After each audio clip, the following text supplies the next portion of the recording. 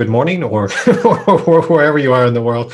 So that's right. So my name is Brian Rappert, and Ben asked me to say a little bit about myself by way of introduction. And I thought just an easy way to do that is to point you to this webpage. And so this is my personal research webpage. If you just kind of scan across the topics at the top, you'll see that I kind of drift around in terms of the topics that I've been interested in. Okay. A lot of the work that I've done, though, has been about the management of information, and particularly in conditions of, let's say, secrecy. So I've done a lot of work with the police. I've done a lot of research about armed conflict, about biological security. And I counted the kind of projects I'm doing now, and there's about 7, and they're all on different topics. So this is one way to make it through university, as a profession. But anyway, we can talk about that if you're interested. But in terms of how I fit into the kind of impact machine, so currently I'm the director of research in SPA. What does that mean? It may sound like a kind of grand title. I'm not there kind of like telling people what to do for their research or something over there or do that. I'm more trying to support academics, particularly when they write up grants, getting them to think about how they pitch their work, the methods, getting people discussing within the department, getting collaborations going, that kind of facilitating work. So that's the job I do now. In the past, I was head of department. Oh, gosh, this is about 10 years ago now. I've been involved in a number of case studies for the ref. So I was a co-applicant on a couple of case studies that just went in. In the previous ref, I did a case study as well. And I've also been involved in hiring lots of people. I've been at the university for since 2003, I think, something like that. Anyway, so a long time, right? And I don't know how many people I've been involved in hiring. Maybe 30. I don't know, something like that. And impact has become a feature. One of the criteria for which hiring decisions take place. So again, I just mentioned that now to say, if you want to talk about that, we can have a discussion. Just to say a little bit about impact, though, in terms of trying to demystify it, in terms of the title for this session here. When Ben contacted me, I was reminded of an article I wrote a long time ago, so 1999, right? Which was titled there about the uses of research. So at that stage, the ESRC and some of the other funding organizations were very interested in thinking about users of research, right? That was the kind of language that was discussed. Today, we have impact. In the past, we had usage. And I wanted to bring this up just to say that, these questions about impact, right, are long-standing ones within university research. And certainly we can take this discussion back a lot farther than 1999. And so for me, I think it's important to differentiate 2 different kind of strands of thinking about impact. There's impact as we kind of understand it now in terms of what funders are looking for. Okay, so the ESRC, when it talks about impact, right, it's this second bullet point here, which I guess we're talking about, in terms of today's work. So talking about social and economic impact, we talk about the demonstrable contribution that excellent social, economic, and research makes to society and the economy, and its benefits to individuals, organizations, and their nations. Right, so there's a whole language for thinking about impact now that's associated with the ESRC, with UKRI, with REF, with different kinds of, let's say, higher education policy. Okay, but for me, I think it's important to acknowledge there's a much kind of longer standing, and I don't know if I want to say deeper, but anyway, there's a longer standing interest in terms of thinking about impact as well. Okay, so this is the mystery quote for the day, right? Who said it, right? Okay, so anyway, just to say that there's a long-standing questions within universities, within scholarly research, okay, about how we think about how our work relates to, let's say, wider social discussions. And certainly for me, there's so much value in doing work that's impactful, because I think it's a way of other people kind of challenging me in terms of the work that I do. One of the reasons that people are interested in, say, public understanding of science is that if you go around and speak to the public about science, they just come at you with kind of different priorities and all sorts of questions you would never kind of think about asking. And the same too in terms of our own research. When I go around and speak to others about the work that I'm doing, I just get such people are able to challenge me in ways in which I wouldn't get challenged, okay, within an academic context, just because of the kind of assumptions and backgrounds that we're starting with. So anyway, okay, so just to say a little bit about impact, I think there are some limitations in the way in which impact is often conceived, and for me, that a lot of that's associated with a kind of rationalistic model of knowledge, okay, and how knowledge is used. So just to go back to our slide here about the ESRC, they talk about this instrumental kind of impact. And I think often the case, I mean, certainly it used to be more so in the past, but still today, I think often there's a kind of assumption that the way research works is, I don't know, there's a decision maker somewhere, right? What do we do, right?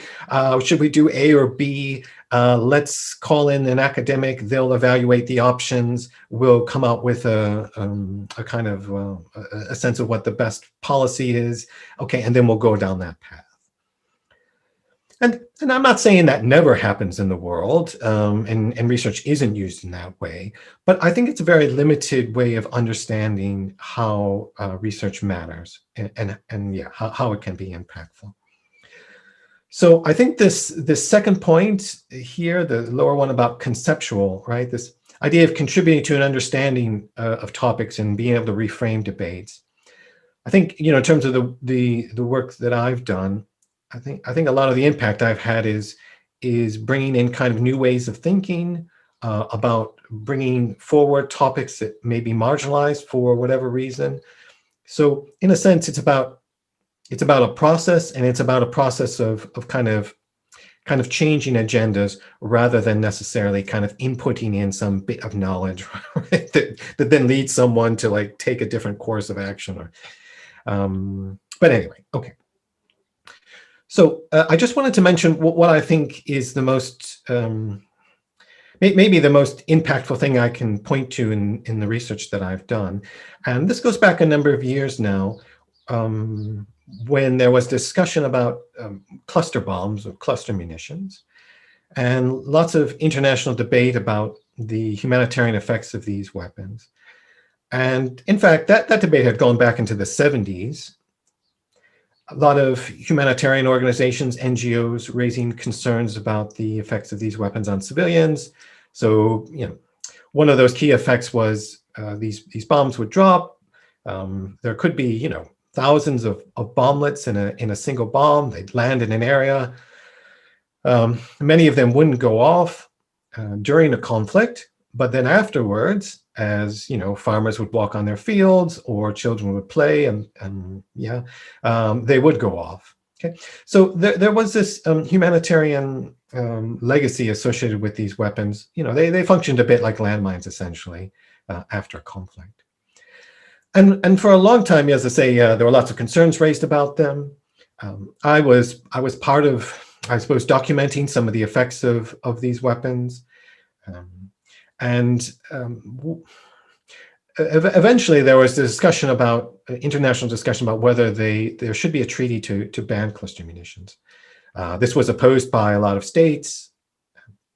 Yeah, it was a fractious discussion. And basically at that time, I think the way a lot of the NGOs argued was that they tried to argue for the legal impermissibility of these weapons under international humanitarian law. And that meant saying things like they had a disproportional effect on civilians compared to their military utility. And so a lot of people spent a lot of time trying to make an argument that the cluster munitions should be considered illegal. But what this was basically a kind of case-by-case form of argument.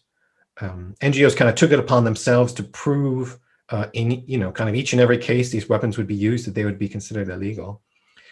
And basically my kind of intervention into this discussion was to kind of flip the conversation around.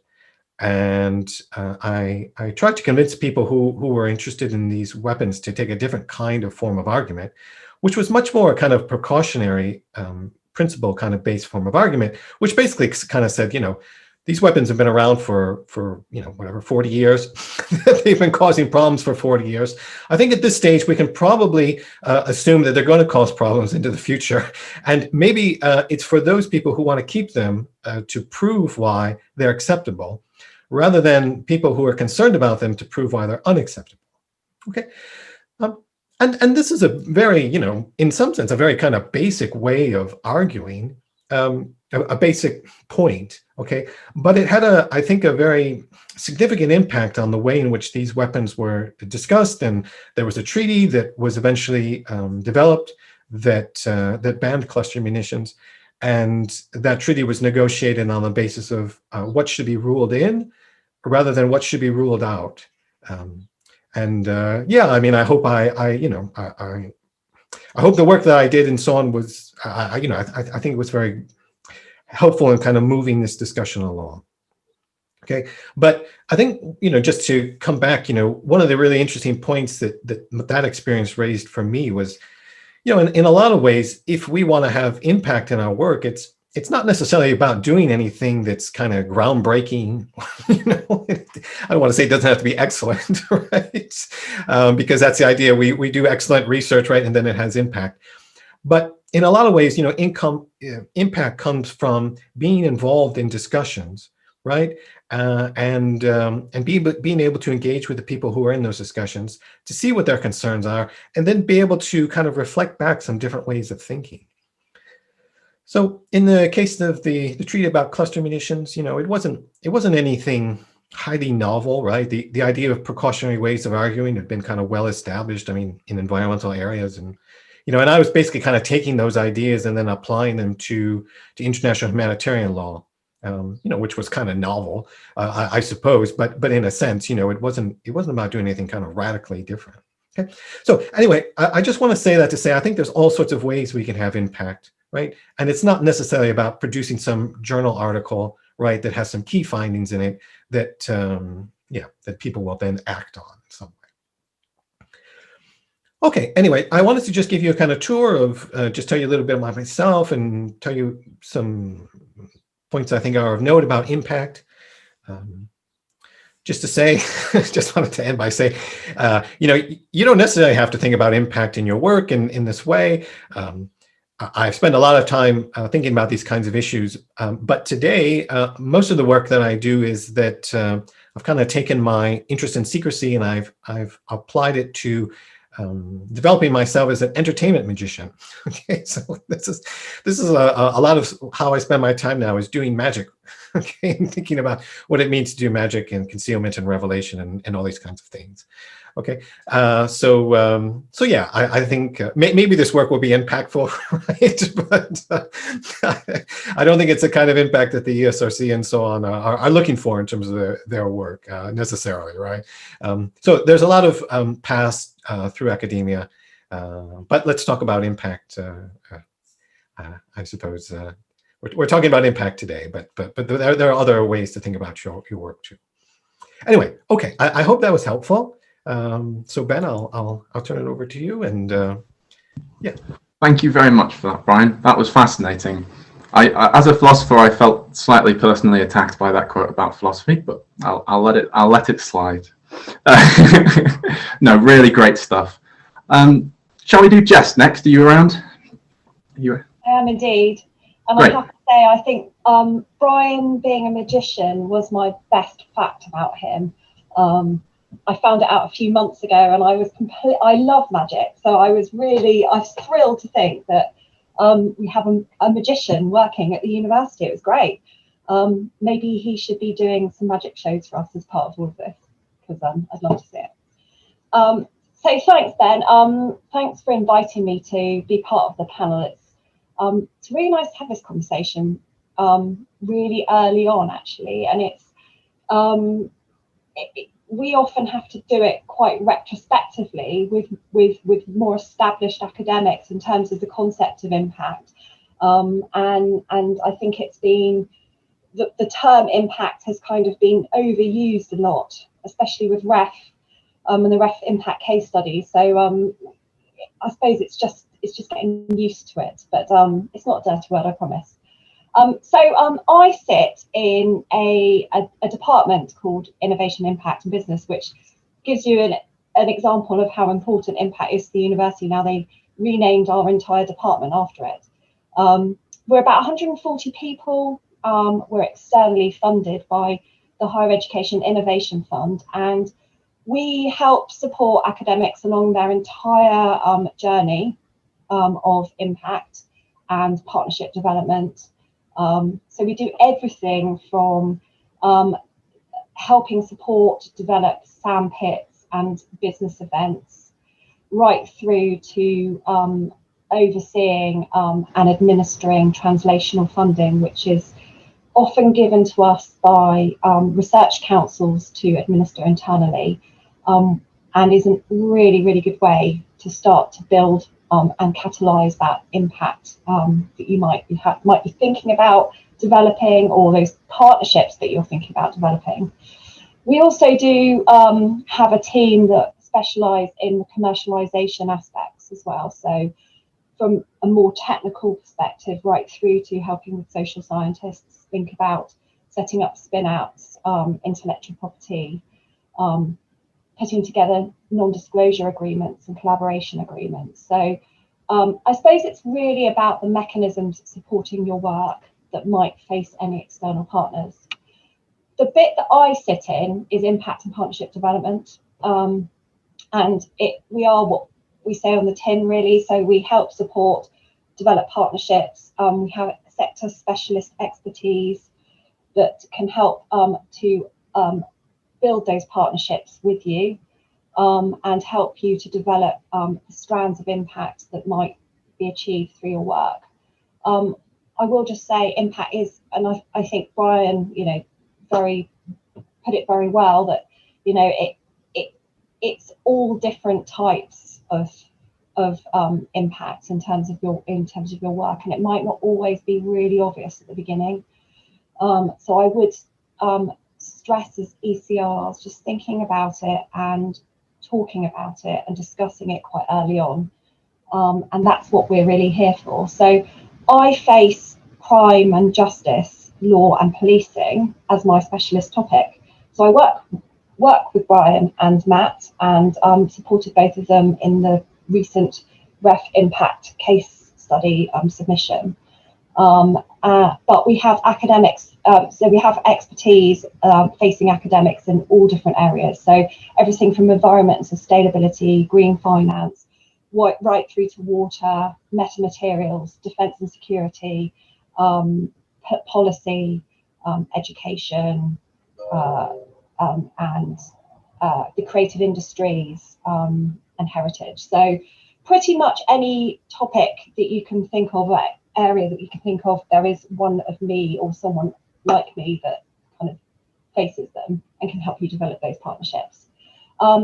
We deal with everyone from one man in his shed type organisation right through to big external multinational organisations. So I oversee the university relationship with IBM, for example, which has been in existence for about 8 years now and does huge amounts of stuff to do with research and module development, that type of thing. But we also have big partnerships with some of the big defence companies, the police, and then also like the water companies, the utilities, lots of different, and all the creative sector. And then also there's a whole bunch of people that help support relationships with NGOs, charities, policymakers and government bodies. I know Brian and Matt's work has faced in the past quite a lot of that public sector facing stakeholders. So we have expertise in all of that as well.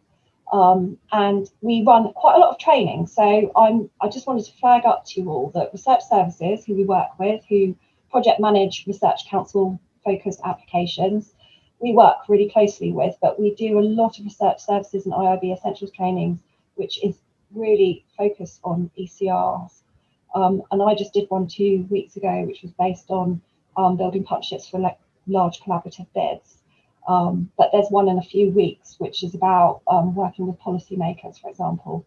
So it's worth just having a look at those and looking out for what might be coming up. But I would say that the most important thing that you could think about doing now is starting to build your internal and external partnerships and networks.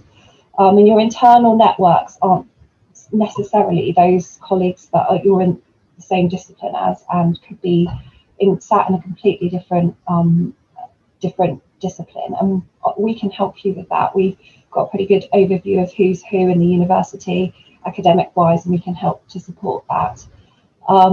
We can also help to support you in developing and starting to have those conversations with external organisations, helping you to understand what that might look like, how to undertake those first conversations and how to develop them. So just to stress that support is there. Ben also asked us to think about how COVID has impacted on impact, and which is really interesting actually, because I think it's from a business and external perspective, what we've noticed is businesses especially are becoming very specific about their ask. The pandemic has raised discrepancies in their business models and the way that their organisations are running. For example, just take law firms. They've been pushed online, and everything, even the court process has all been more focused over this sort of last 15 to 18 month period. Lawyers, especially law firms, are thinking about what their business models look like and how, the equity partners will probably be a thing of the past. So I would say that type of thing is a focus for them. They're interested in the ethical implications of what they do. I think they've become more focused on health and well-being as well. So those are some of the areas where I think academics and academia can help specifically with in organisations and externals. It's business critical work now, and they are definitely turning to academia to help to develop solutions to some of those issues. And so sometimes it's just about serendipity and being in the right time, right place at the right time. But I would say that's the biggest impact of COVID and the pandemic on what we're seeing in terms of our relationships with externals. And they're happy to support that and work going forward. And things are taking a little bit longer, I would say. They took a long time before, but now they're taking even longer. I suppose the thing that I'd like to highlight the most is really that we are here and we can help support, and we do run drop-ins as well, so please feel free to attend those if you wish to. You can just come with an idea and we'll have a conversation about it. We do those with research services and as a double act, so we can give you support and help in terms of where you might go for funding as well, and outside of the sort of normal research councils. And with the translational funding, please just have a look at if you just put translational funding into the website, the university web pages, all of that will come up. But I really think that's a really good starter for a lot of ECRs in terms of getting some funding. Brian, I know you've had some of that in the past. Maybe Matt has, I'm not sure. But it faces most of the different research councils have a form of this funding, and we administer it internally, so it doesn't go through an external process, which makes it a little bit easier to get, and it's a little bit shorter form to fill out. And you can get anything from about £2 or £3 grand right up to £20,000. So it's quite a nice piece of money to kickstart your work. I guess that's it. I'll just wait for questions and answer any of those. But yeah, thank you so much, Ben, for inviting me. Thank you, Jess. That was really interesting and really great advice. And there are some questions that will be very relevant for your area of knowledge and all that. So we look forward to getting your answers to them. Matt, are you ready to go? Yeah, sorry, it just took me a moment to unmute. Okay, so this is going to be another slide-free zone. Nice to meet you all. My name's Matt Lobley. I guess I'm actually here today under 3 different roles. So I'm co-director of the Centre for Rural Policy Research, which is a joint research centre that sits between SPA and politics, though the majority of staff are in SPA. I'm also an author of 2 impact case studies, actually one in this ref that we just submitted to earlier this year and one in the last ref, and that was graded, that was given the highest grade. So I'll explain this a bit in a minute, but the impact case studies are graded, and depending on the grade, that influences how much money flows back to the university. So last time around we were given the highest possible grade, so that was good. It was even better because this was the first time we'd had to do impact case studies and nobody really knew exactly what they were doing. And then I guess my third role is that, a bit like Brian, I'm director of impact for SPA. I also don't go around directing people. I think at best I've kind of curated these impact case studies and helped see them over the line with a lot of help from the individual authors and Jess and her team. So I'm just going to say something briefly about each of those. So Centre for Rural Policy Research, we are a mix of social scientists from different disciplinary backgrounds, geographers, economists, anthropologists. I'm not sure if anyone's really a sociologist. So actually, yeah, one of my colleagues has a PhD in sociology. We're quite a small centre, so there are 4 permanent faculty staff. There is about half a dozen postdocs on various different types of contracts, and we have about a dozen PhD researchers, at least 1 or 2 of whom are here today. Nice to see you. And then we have associate members spread throughout the university. And a lot of what we do is really quite applied work. Our kind of mission is to make a difference in the real world outside of academia. And as Brian kind of alluded to, in order to do that, you have to do really good academic work and you have to get it out into the wider world. So we play an active role in policy development, either locally or nationally. So there's quite a number of us who are involved in different advisory groups for DEFRA, so that's the Department of Environment, Food and Rural Affairs, and also other government agencies. We work extensively with private businesses, with charities, with a whole range of different organisations, and we do research that runs from understanding how people make decisions about how they manage their land and the implications of those for the environment, for local community, rural economy, all the way through to kind of food and culture, food and heritage, the whole sort of gamut. And we manage a portfolio of research funding from a range of different sources over a range of different time periods. And I say that's all about getting out there and making a difference and having an impact. And that's impact I think in a kind of informal common sense term, which is sometimes quite different from the formal ref impact, which has really kind of formalized impact. So as part of the university's ref submission, every department has to submit impact case studies. So the previous speakers have mentioned these. These are, better get it right, 6-page documents that describe and catalogue a particular impact. And in some senses, they're quite simple, because basically what you need to do is say, look, there was a thing, there was a challenge, there was a problem, there was a question. So maybe it's the cluster mines. There was some research done and it was published, and look at all these publications, aren't they great? Then we did some other things that led to impact, and this is the impact, and this is what's changed. And in some senses, that's just quite a straightforward linear story. And then sometimes it's easier to tell than others. And we have to develop that narrative. We have to gather the evidence. So you have to have the evidence of the academic publications. You have to have the evidence of where the impact has occurred, and you have to have people kind of attesting to that impact. And those case studies are, to be honest, reviewed to death internally. And we go through this in review process. And if you ask us, Brian and I might have some comments on what the review process feels like, because sometimes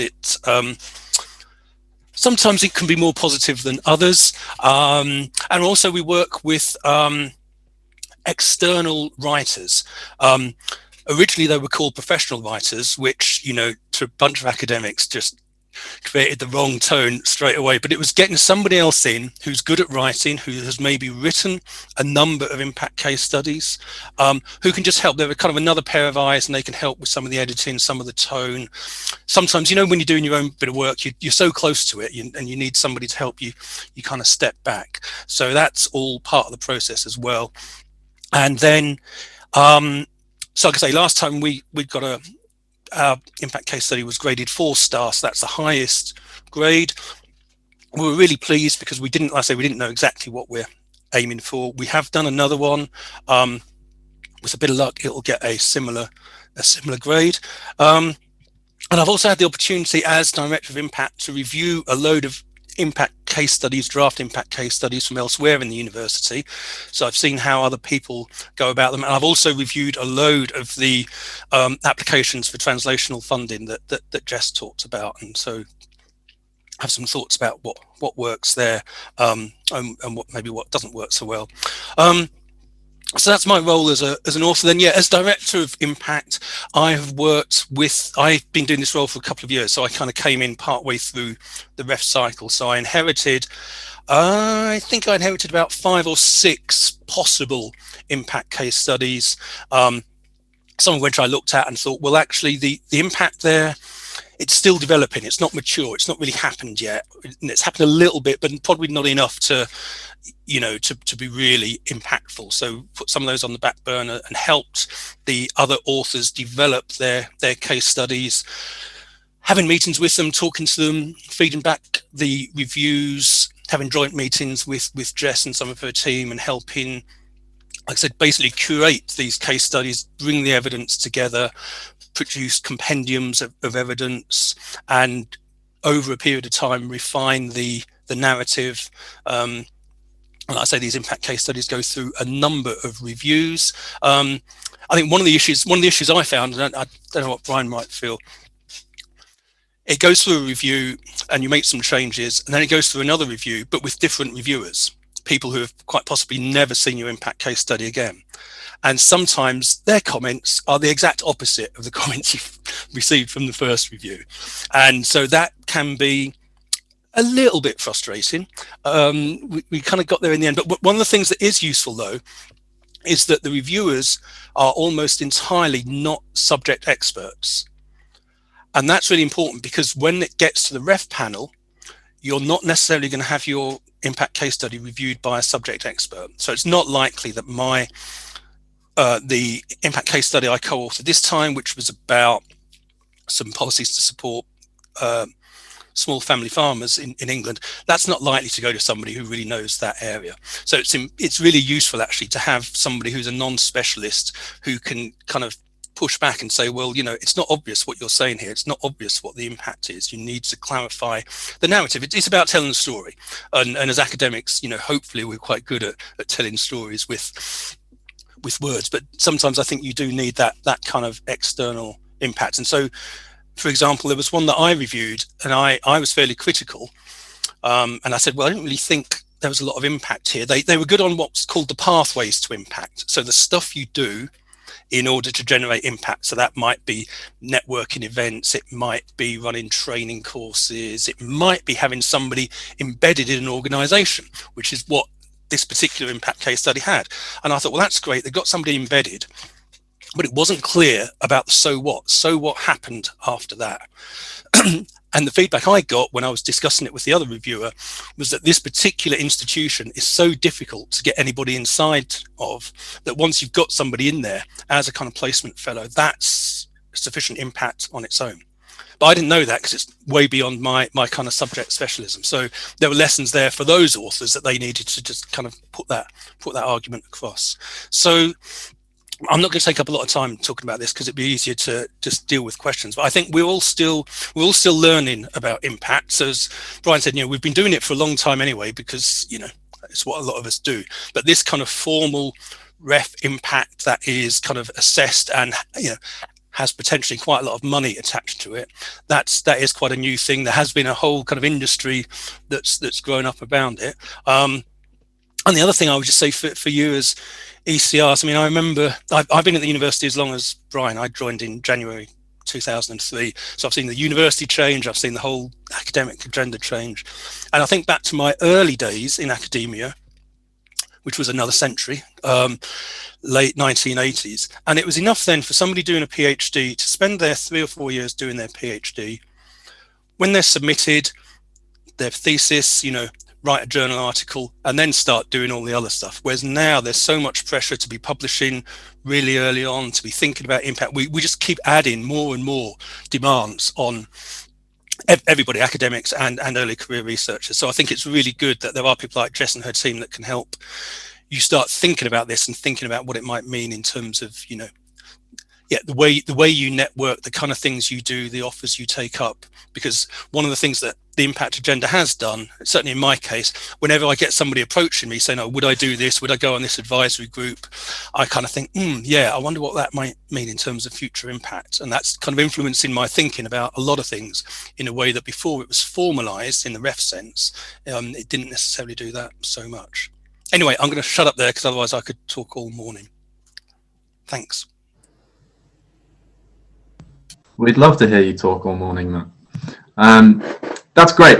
Loads of really great stuff to be asking questions about. So we've got just over 45 minutes to do Q&A stuff, and I have some pre-submitted questions that I'm going to get through. So this first question is a great question, and you probably all three of you have something to say on it. What are your experiences of a project's impact not meeting up to expectations, and what lessons can be taken from these? Does anybody want to go first? Does anybody have something that springs to mind, especially? I'm happy to start with that, having just overseen the whole of the social science case study ref submission. And I can think of one in particular, and it often happens, and I think, and probably Brian and Matt will have their own experiences of it, but life happens. Stuff gets in the way, a pandemic gets in the way, ref was put back, by a few months because we couldn't collect evidence, because people couldn't travel, we couldn't speak to people were sort of up in the air with what was happening. And I think it happens on a regular basis, and that's kind of part of it's really hard to plan your kind of impact into your agenda, into your career, and into an application, because stuff might happen with all the will in the world. You've got to be prepared that actually you might end up taking a different course, but something even better might happen as a result of it. And we had one in Satin that was going to be put into the education portfolio for CIFs, and it was working with junior doctors, and it was a way of making sure that their prescription, that the mistakes they were making in prescribing drugs for patients leaving hospital were minimised as much as possible. And it's quite often the case that junior doctors will make prescribing errors. And this academic had worked on creating a way and training that minimised these problems. But it required input from both pharmacists within the hospital as well as the junior doctors and the senior doctors, because it obviously took a little bit longer to do everything as a result. And it was all going fine until a pandemic hit, and the NHS became completely, absorbed and consumed by a pandemic. But the academic in question, she had to realise, and she was very, very patient, and she knows that it will happen, but it may happen at a later date or in a completely different way. So yeah, I think just be prepared to change course. Thanks, Jess. That's really a good answer. Very valuable. Do Brian or Matt have anything to add? Or Matt, go ahead. Yeah, I just had a different sort of example. So I do a lot of work around policy, around agricultural policy and environmental policy, and we had a big £2 million grant from DEFRA to look at something called sustainable intensification. Okay, which may or may not be an oxymoron. It's the idea is that you can produce more food and produce better environmental outcomes out of the same land. And this was a big kind of guiding policy principle within DEFRA. They were putting lots of other money into this, and we set up a thing called the Sustainable Intensification Research Platform, which were a number of physical localities in England and Wales where we studied this idea of sustainable intensification. We developed tools so that businesses could benchmark where they were and assess how they were moving over time. We had over 70 individuals, researchers involved in the program, about 40 different organizations. So this was a really big thing, certainly the biggest project we'd ever run in the CRPR. And then at some point towards the end, it was about a 3.5 year project, DEFRA kind of thought, well, actually, maybe we called it the wrong thing. And their agenda just kind of shifted. And so through no fault of our own, because we produced good work, we produced books, we produced journal articles, we had these tools and websites that were up and running, but unless somebody was going to invest in them to keep them running and keep them updated, then it's a website, it gets out of date. And DEFRA just kind of moved on.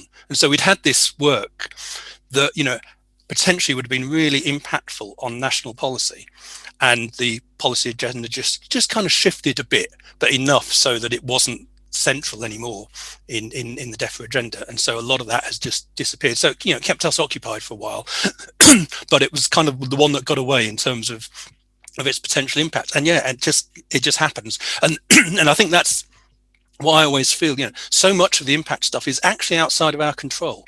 We can do great research, we can produce all high quality academic publications, we can produce more accessible stuff, but in the end, civil servants or business leaders or whatever are going to be making decisions, and we can't direct them any more than we can direct anybody else in this area. And often it's serendipity, and it's not that you just pull one lever here with a bit of research and you get this outcome for sure, because there's all this mess in the middle. So yeah, I think the thing about adapting and just life doesn't always work out the way we want it to, and that's just the way it is.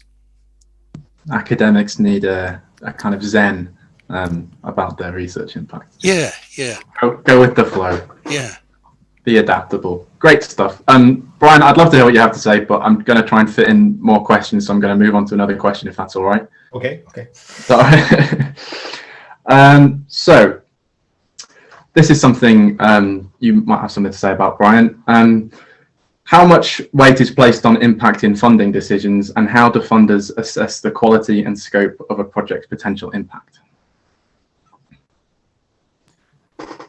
Okay, well, I mean, the simple answer to that, I suppose, is it varies, right? So, I mean, it is still very much the case that if you're applying to the AHRC or the ESRC and, you want to do just some traditional academic work, I don't know, whatever, theory work or something, you have no practical applications associated with what you're doing. I mean, such work is still funded these days. I mean, there is a space for that. It's not as if everyone has to think about their research in terms of, what it's going to mean for X or Y or Z policy or something like this. So it's important to, I mean, there is that space definitely, but I think it's fair to say that across pretty much all the major funding bodies that would be relevant for UK research, or let's say the UK centered funding organizations, I think impact is an expectation in terms of being able how to articulate what you're doing and why it matters. Okay, so there is a expectation for that in general, although as I say, it doesn't have to apply to everyone. I think the question too was about how do they evidence impact or something like how do funders assess the quality and scope of a project's potential impact? Yeah, yeah, right. So right. I mean, here we are. Like, how do we kind of credibly speak for the work we're doing? And like a lot of other aspects of social life, right? They do it often by secondary measures. So one might be who you can get to put on your application to be able to say, I'm going to set up a steering group, for instance, and I'm going to have some of these people on it, and they're all very reasonable people, and you would know that. And so, look, I'm credible because they're credible. Another way is just thinking about what kind of plan there is for, say, in the research design, about how you're going to be engaging with others, right? And if you just have one sentence in your research proposal that says you're going to do some workshops at the end for the public or something, right? You might look at it, okay, right? Have you thought this one through though? So that's another aspect which I think Matt referred to it before as a kind of pathways to impact. So what is that road to get you? What's the plan? And it's just like research too. It's when we get research projects, often they don't turn out the way we plan, and in fact, maybe that's the majority of the time. Okay, but you have to have a plan. Okay, and yeah, so they're looking for that plan, and then the third, I suppose, is just experience. And like other aspects of research, if you've done what's deemed good work in the past, that's some sort of predictor of what the likelihood that you'll do it in this work. So I think those are the kinds of kind of three basic ways. There's all sorts of ways in which people can think about integrating others, non-academics, into their research proposals, for instance. As I don't know if that's a space to talk about that, or we can maybe talk about that later, or anyway, we can see what Jess or Matt, if you want to come in on that. Yeah, does anybody have anything to add? Oh yeah, Jess, go on. Pardon me.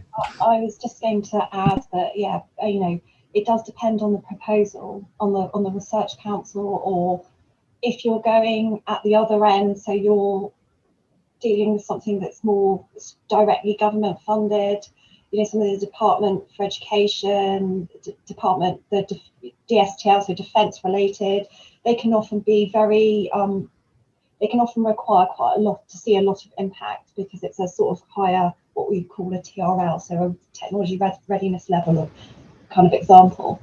The research councils all carry, so the pathways to impact is now embedded in the case for support, which hasn't made life easy for us, because we've just got everyone used to this idea about you would develop your case for support, and alongside you would develop the pathways to impact, where you would really carefully kind of put together your plan for impact alongside the project. Really brilliantly, the government decided to embed that into the case for support. So now you have to do a double whammy in the case for support and entwine the impact into it. And that can be done. There is always a budget allocated, a portion of the budget allocated for research councils to do the impact. So it's like anywhere between about 8 and 10% of the total value of the project. So you don't have to magic this impact out of nowhere. You can have workshops, you can pay people for time. The SLC had just started this idea behind having externals as co-Is costed onto the project, which has literally just started, which I think other research councils will follow in doing, which is really helpful, because if you've got a charity that you're desperate to work with, and you know that the impact of your work is going to be made, enhanced by a collaboration with that charity, for example, being able to pay for their time appropriately, I think is going to really help you in the future. But yeah, those are all things that we can help to look at, and to really think about. So you don't have to do the impact activities for free, I guess is what I'm trying to say, or on the cheap. Great, thank you, Jess. That's great. So I've got another question which is related to what Brian and Jess have just said, and I'm going to ask it to Matt. So Brian, you mentioned having a good track record of impact being important to applications for funding, and Matt, you mentioned the increased demand on PGRs and ECRs to have publications if they're going to move on to research careers. So I have a question about the perceived impact of different publication formats. This is the question. Why are books or book chapters seen as less impactful than academic papers? This is an interesting question about the kind of publishing activities that it makes most sense for aspiring researchers to engage in if they want to kind of use their time efficiently and squeeze the most out of their research. So if you have something to say about that, that'd be great. Yeah, so this is something I struggle with throughout my career. I've been in various different parts of the university as well. It depends on discipline. So I have a colleague who used to be returned under REF to town and country planning. And for town and country planning, you could submit technical reports. And that was legitimate publications that were then assessed as part of the REF process. Now, that's not going to happen in sociology. Books are seen, particularly kind of co-authored or edited books, are seen as not so valuable. And people get hung up about publishing in certain journals. But if you talk to people on REF panels who actually do the assessment, they'll stress that, they will judge the individual papers on their merits, regardless of, say, the impact factor of the journal. But then equally, you talk to other people on REF panels and say, well, you can't forget which journal it's been published in. You can't unknow that. And people make assumptions. If it's in, I don't know, Nature Food or something, then it's got to be really, really, really good. I think, you can get really good papers in lower ranking journals. I think for somebody starting out, it's really difficult because the important thing is to demonstrate when you start applying for jobs that you have the potential to publish in the right subject area, and equally that you have the potential to earn research income. So my recommendation, if I was talking to any of my PhD researchers that I supervise, I'd say, try and aim for something that may be a bit lower ranking, that might possibly be a bit easier to get into, but at least you get a publication. At least you've shown you've got the ability to do that. And if you're on an interview panel and you're looking at somebody's CV, you can go and have a look at the paper and you can read it and you think, oh, right, yeah, I can see how that person could fit in. I could see how maybe with a bit of work we could develop that. So there's a lot, I know this is being recorded. There's a lot of academic snobbery, I think, personally, around some of these different journals that you should be aiming for. And I had a conversation once with somebody who I'm definitely not going to name in this meeting, but we have these annual professional development reviews, and was talking about publications. And this person said to me, well, if you want to publish in a journal, this is a Journal of Rural Studies, which is a journal I've not published in for a while, actually, but I have published in previously. He said that will speak to your constituency. That will speak to a multidisciplinary audience who are interested in stuff about rural issues. But that's not going to be seen as a really high-ranking journal for this particular discipline. If you want to aim for a really high-ranking journal for this discipline, you need to be going for another kind of journal. And I just thought, well, and it's easy for me to say this now, right? At the age I am, the stage of my career, I'm more interested in communicating with people who are going to read what I'm reading and who are interested in it, rather than it getting in a top-notch journal, which for me takes a lot more effort and is probably only read by 5 or 6 people. But like I said, it's easy for me to say that now. It would be a bit different at an earlier stage. But it's like a lot of these things, build on it incrementally, go for things that are a bit easier first, and gradually build up your publication profile. But like I say, the thing about books versus journal articles versus other forms of publication, it varies by discipline. I mean, people in humanities and arts, they'll have all sorts of different ways of producing their outputs. So, and then just the other thing I was going to say, just following up on what Jess said, I don't want to hog it all. In terms of the kind of stuff that we've done in impact that we've costed in, we've done films, we do policy and practice notes, we then have workshops where we get members of the policy community in and we give them presentations and send them off either with a physical copy of a policy and practice note. So policy and practice note tends to distill something down into about 4 pages. It is what's readable. When we do stuff for DEFRA, we've had some of these long projects, 2 or 3 year projects. Ultimately, what they want is a side of A4 that they can show the minister. They want everything else all backed up as well, but ultimately they want it distilled right down. So you need to think of lots of different ways of writing and getting your work across in order to do the impact thing. Thanks for that, Matt. Does anybody have anything to add on that question? Brian? Yeah, maybe just because I hear here two different kinds of impacts being discussed, right? There's, let's say, the social impact, and then there's questions about academic impact. On the social side of impact, I don't think there's a premise that journal articles are better than chapters or books, or in part because, as Matt said, many people who are actually, on the whatever user side of things don't want a chapter, book, or a journal article because they don't read any of those things, right? So I just, that's just with the question, just to be careful about that. On the academic side, then yeah, it does vary a lot by discipline.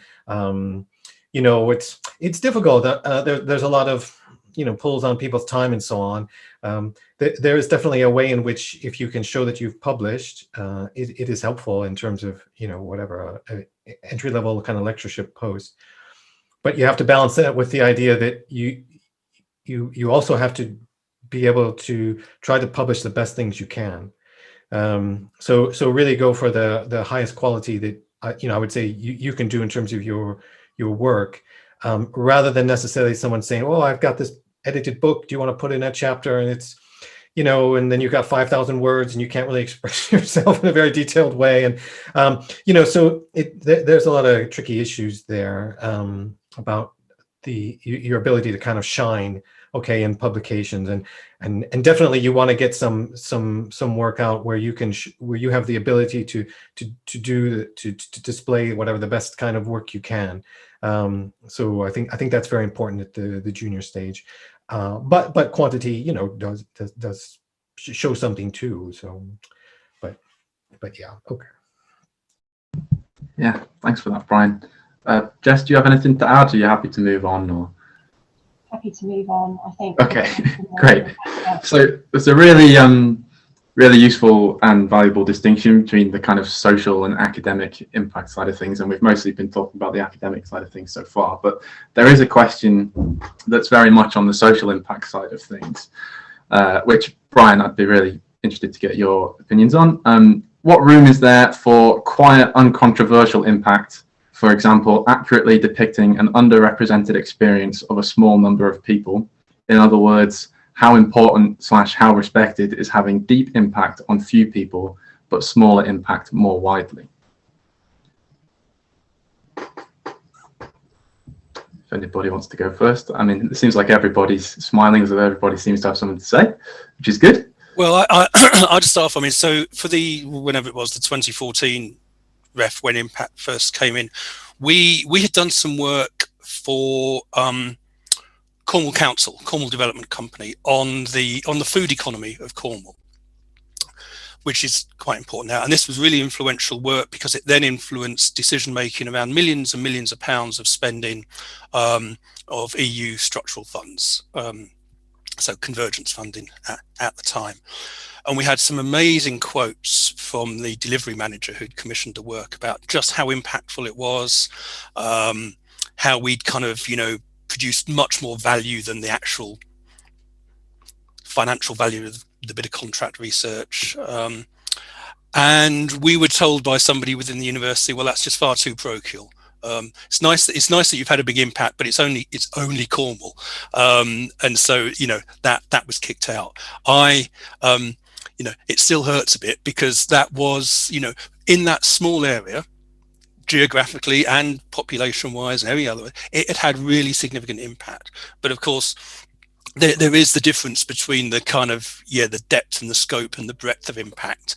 And if you stack that up against somebody who says, I've influenced taxation policy in OECD countries, they're just, they're not going to compete. So, I mean, I'd be interested to know what Jess would say, because you probably have more of an overview. And I think thinking will have changed since that first ref where we had impact case studies. Yeah, it's a really good question, and it was something that was asked of us quite a lot over the last 5 or 6 years. But basically, if the area that you work in works with a specific group of people, and the impact that you've had has benefited every single one of those 12 people, for example, then that is huge impact. It's 100%, right? I think that's the way that impact is, in terms of the ref and documenting that's considered really good impact. You know, we've got some academics, got some really weird and wonderful things at the university. I always love it. I've been here 15 years, so like Brian and Matt done quite a lot of time, actually about the same as we would do for murder. So we've got some great things in this place. And one of the weirdest things I think I've heard is that we have a database for all the very odd diseases that the Amish community get. I don't know why we do it at Exeter. We're the only place in the world that looks at it, but it sits somewhere in the medical school, I believe. And there are 38 different diseases that are specific to the Amish community because of the small population of genes in that group. Well, that specific impact, if that impact helps that specific group of people, you know, that's huge in terms of the Amish community. You know, no one else has documented those. No one's identified, not documented the ones that exist within their own community. For the wider community, you would say, well, hang on, what's the population percentage that it's really helping? So I think it's all relative in terms of impact. But I would say, you know, you can have really deep impact that affects a few, or wide impact that affect, you know, it comes in all shapes and sizes, and it's just identifying what that looks like. But for REF, it's about documenting that, and if you can evidence and document that, then that's probably the most important thing. I hope that helps. Yeah, that was great. Brian, do you have anything to add if you'd like, or? Yeah, just to say, I suppose, yeah, to maybe underscore the point that Jess ended on. I mean, you know, this impact stuff, I mean, we can think about it in terms of the relevance of our work, right? But sometimes, you know, we have to demonstrate our relevance, okay? And that's the thing with, you know, applying for grants and the rest of it, right? It's not just doing good work and relevant work; it's being able to document it. And sometimes then working with a small community has lots of advantages in this regard, you know. So I don't know. I think there's pros and cons, and any of this stuff, I would just say to people, you know, do what do what motivates you. You know, if there's some engagement you want to have in the world, you know, go for that, and then, you know, you have to think about the strengths and weaknesses of that and so on. But you know, with all of this, I mean, I would tell people to think about what matters to them, and to follow that, and then this impact stuff, you know, can take care of itself in certain respects. Okay, in certain respects. Great, thank you. Everybody gave really great answers to that question. Yeah, so we've talked a bit about you know, building yourself up as an academic to make yourself look good for funding bids, and kind of building up a good reputation for impact and a good publishing reputation. But there's something additional that Jess mentioned, which is having kind of a network. And one of the questions was, as a PGR, I don't have many contacts outside of my university and even beyond my kind of supervisory team. How do I make impactful connections and get my research to the right people? So, I mean, Jess, you raised it. You might want to go first and talk about this a little bit. I think this is really key. I meet ECRs time and time again. You make that step between, finishing your PhD and setting out on an academic career. It doesn't come with an instruction manual, but if I was going to say it's that network so important. So there are, and I think starting off with the internal network is really important, because those are the people that you can gain confidence with and be part of bigger things. So I think ECRs often find a pressure to get through probation and to have applied for certain grants and to have got those in within the time limit. But actually being part of larger grants with more established, more experienced researchers in different disciplines, and interdisciplinary work is really key now in terms of looking for funding. I think that's a great way to learn, and we can help you to work out who is who. I mean, it's a massive organisation, just this organisation. We're spread over all of these geographical areas, so that almost makes it harder sometimes. But actually, your kindred spirit, if you like, is out there somewhere, and we can help you find that. And the external networks, there are so many networks that already exist, that are there, that can create a support network for you. And I think going out and about, and when we're all allowed to, of course, and actually starting to dip your toe in the water maybe with a few of those external networks is helpful. And there's,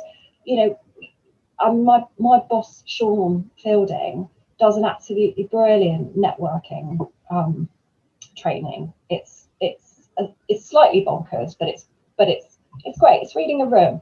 So there's lots of ways we can help you to do that. But it's so key for me, the network thing. I don't know what Brian and Matt think, but I mean, I think you just need your support network more than anything.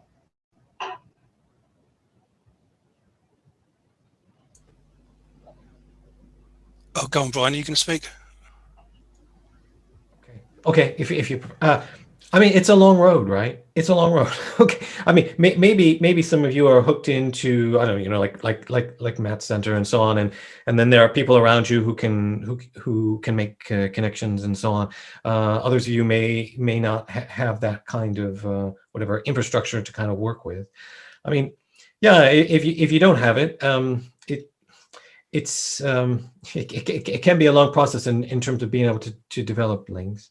But I mean, I guess, ask yourself, where is the discussion taking place about the issues that I'm interested in? Okay, and then is there a way that I can go and be part of those conversations? And then I think as part of that is, okay, we can say it's networking, but we can also say it's developing kind of personal relationships with people there, finding out what their concerns are. And then, as somebody who's knowledgeable about a given area, then, you can be able to think, okay, where might my analysis or, be able to find a kind of footing here. So, gosh, I mean, this question kind of takes me back to, after I finished my PhD, which was about a totally different topic than anything I've discussed so far, right? And I wanted to get into a different area, and particularly these issues with disarmament and arms control. And I mean, my word, I mean, gosh, that was probably, 7 or 8 years of trying to get from starting an interest in that to having any really kind of significant networks that I could kind of draw on, so it can be a long process. But if you get out there and, you start engaging, I mean, this is, yeah. Can I speak? Of course you can speak. Yeah, that's great. Yeah. I just wanted to add here in terms of networking that maybe in a pandemic situation, it's a bit more harder to make contacts. So I'm not saying I know that everyone is trying really hard. It's just for us as Peach, this was very, very difficult year because most of the contacts you make at conferences and events like this, and now when it's online, it's a bit awkward, to be honest, to speak to people, just like they leave you 5 or 10 minutes to socialize, but everyone is just silent in front of the camera. So I just wondered how any ideas about that, because as I said, it's a very strange situation to meet new people for a camera and hi, this is what I'm doing. I think on that, I mean, it is really, really difficult, and those of you that are starting to build your networks have my sympathies, because mine are established now, they grow, but so it's very easy for me to keep in touch with the people in my networks, whether they're kind of academic or broader policy networks, because we've known each other now for a long time. I have met some people, some research partners, including organizations that are active in kind of food and agriculture online for the first time during the pandemic, and I've kind of got to know them a bit, but it is not the same, as we all know, it's not the same as being in a room with somebody and hang out a bit. So I'm just hoping that soon the restrictions really will be lifted. I know there's different people in different countries will have different policies, but and we can begin to do some of that kind of networking. But the other comment I was going to make is going to conferences. To be honest, I'm telling too much truth here, but I find academic conferences often really quite boring, and I go and have a look around the city or whatever. But what I really like is more practitioner orientated conferences. Your PGR conference is not going to be boring at all, obviously, but so I've developed lots of contacts. So I got into this, I was really interested in nature conservation. That's where I came from, and I had a decision: do I want to be a warden on a nature reserve, or do I want to go into research? And 30 odd years later, it seems I've gone into research. But I went into a lot of fairly kind of practitioner orientated conferences with conservation organizations. So built up those kind of networks of practical people who are doing stuff on the ground, or doing stuff, director of conservation for ISPB or whatever. You have to do the academic conferences as well, but I did find the more practitioner focused ones really quite useful, particularly in the context of some of the kind of impact stuff that we're talking about today, and just getting into the real world, about where stuff happens in your area in the real world. Thank you. Can I just add to that? I like to stalk people online. I know that might sound awful, but I find that knowing and identifying with someone and being able to work out as much about them as possible before I actually speak to someone kind of makes me feel more comfortable. I know that might sound slightly odd, but it's a really valuable, I find it a valuable skill. And don't be scared to use things like LinkedIn. Everyone is on LinkedIn, and you can message people on LinkedIn. And I think from business development perspective, we are using those online tools, in a way that we might not have been able to use before, because it seems to be more socially acceptable now to directly message someone because you can't physically meet someone. If I can add to that, it might be a bit strange sometimes, because I think quite a lot of us feel this way. Like, if you message somebody online, then you're messaging about what? Like, just to introduce yourself, or just to say what you're doing. And then you think, well, why this other person would be bothered? I think people are naturally curious. And so I can safely say I've never really had anyone come back and go, who the hell are you? What are you doing? They often, I think the fact that you work in an organisation like a university, you're not a lawyer, you're not a banker, you're not an accountant. Sorry if, my dad's a lawyer, so I can say these things, but you're not, they are professional networkers, and people, I go to these events and I can see what they are, and I'm like, you're not that. That's what you've got on your side. You're an academic, and you've got something that's really interesting to say, and getting your pitch right. I know it sounds awful, and I don't want it to sound commercial, but getting your really succinct message of how you kind of describe who you are and what you do, I think I think you'll be really surprised with what you find in terms of a response from people. I might be proved wrong, but I think it's really interesting. People are always like, "What do you do? Where do you work? What's your area?" So use it. Thanks.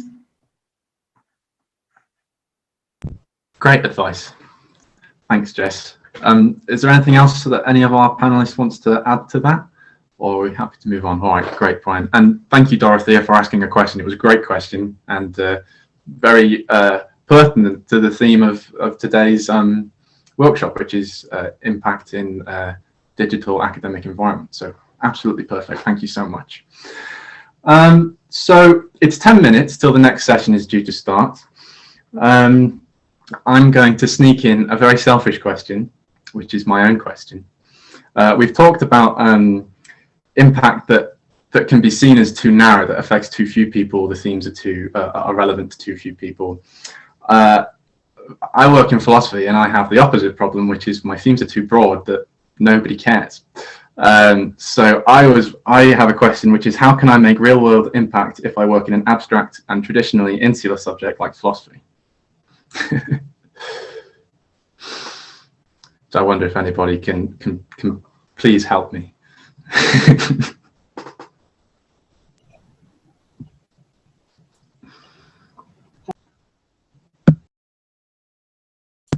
Sorry, were you going to go, Jess?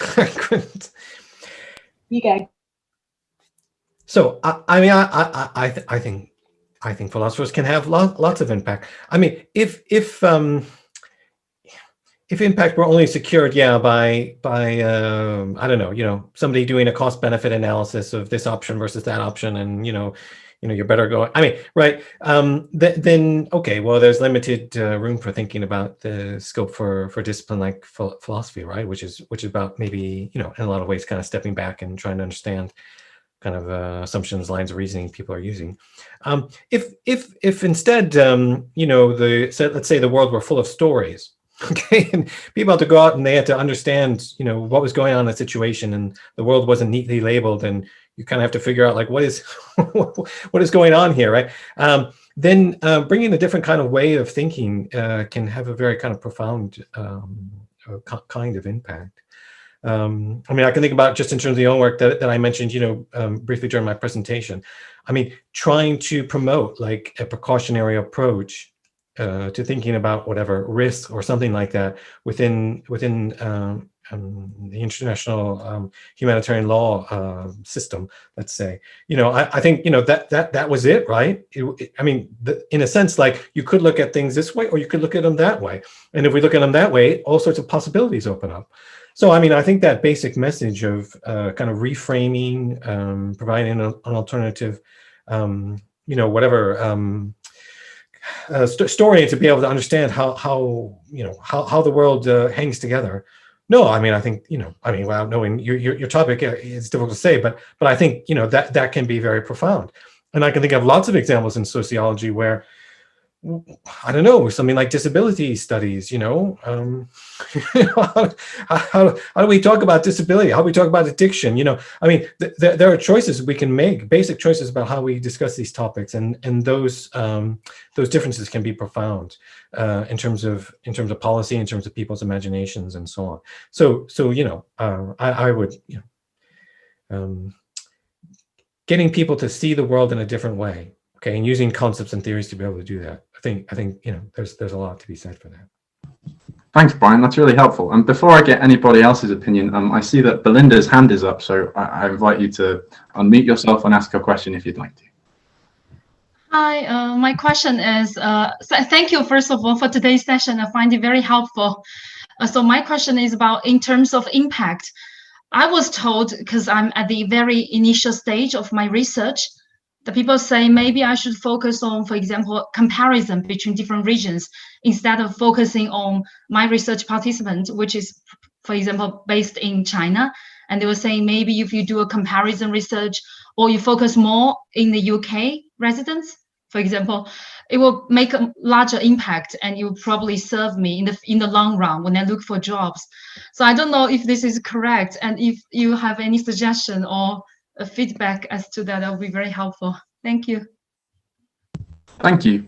Do any of our panelists have anything to say in response to that? Does anybody want to go? Oh, Well, Matt, just go ahead. just that it's difficult to say and provide any guidance without knowing more about what you're doing, and there's also a possibility that we'd run the risk of annoying your supervisors if we gave different advice to what they think you should be doing. So I think it's something. I mean, if you want to contact any of us offline and send an email or something, but we could perhaps have a discussion that way, because I think it is difficult without more information. That's my perspective anyway. Jess and Brian might think something different. I would echo Matt really, but also just say to you that often the methods that you use and the way that you carry out your research can be influenced by the funding that you're applying for as well, and if you've got a funding pot that requires you to be working in 2 countries or 3 countries, that's going to have an influence on how you structure your research. So I think it swings and roundabouts, but yeah, definitely. I think we can't. So I think it's quite difficult to answer without knowing a bit more about your work, really.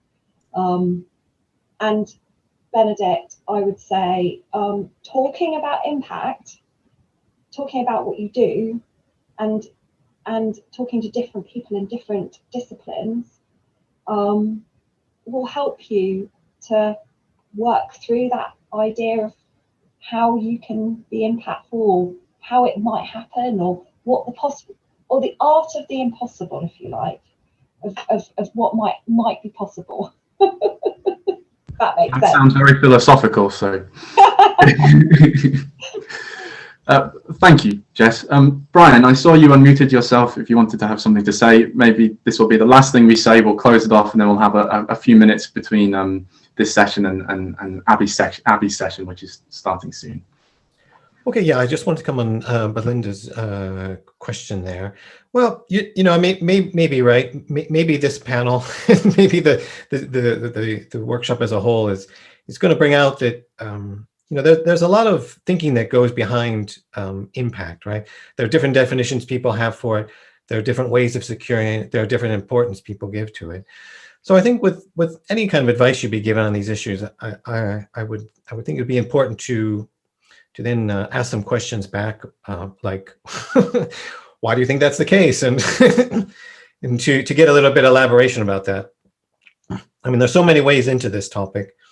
So I think, we should try to move away from kind of evaluations about which path is the best, and try to get more into some of the assumptions behind our thinking. I think it's very important with this topic. So please, I guess for any of you, if anyone tells you this or that, I would come back at them and say, well, tell me a little bit more, because there's probably some presumptions they've got behind that that they're not articulating, and it's important to get those out just so you can be able to make sense of what they're saying. Thanks so much, Brian, and thank you, Matt and Jess. You've been absolutely amazing. This has been such a great session. If you have a question, we could talk all day, really. It seems a shame to have to stop. If people have questions, I encourage you to email me. I can pass it on, or email any of the panelists directly. I hope that's okay. I don't encouraging people to email you, but just keep the discussion going, get everybody thinking about it. Yeah, really great stuff. Thank you so much, Jess, Brian, and Matt. Everybody